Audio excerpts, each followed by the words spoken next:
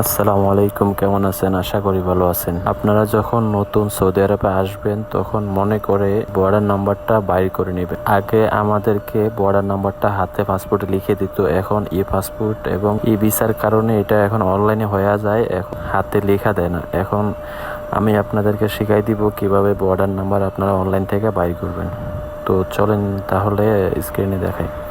আর আরেকটা কথা বলবেন না, আমার ইউটিউব চ্যানেলটাকে সাবস্ক্রাইব করে রাখবেন, যেন আমি আবার নতুন কোনো ভিডিও ছাড়লে আপনাদের উপকারে আসে।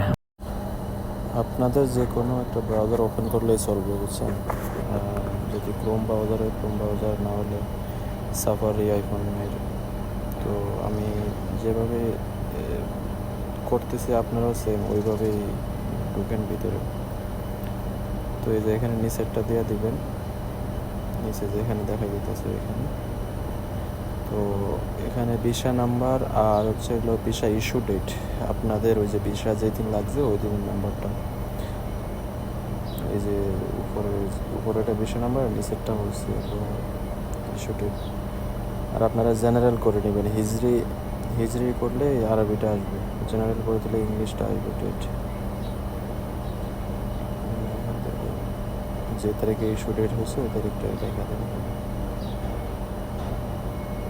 পরে নিচে এবার আপনার ইমেজ কোডটা আপনার নিচে উঠাইবেন।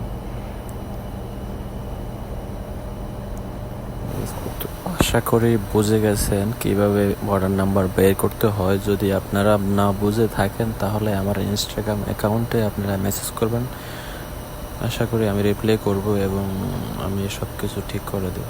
ওকে, আল্লাহ হাফিজ।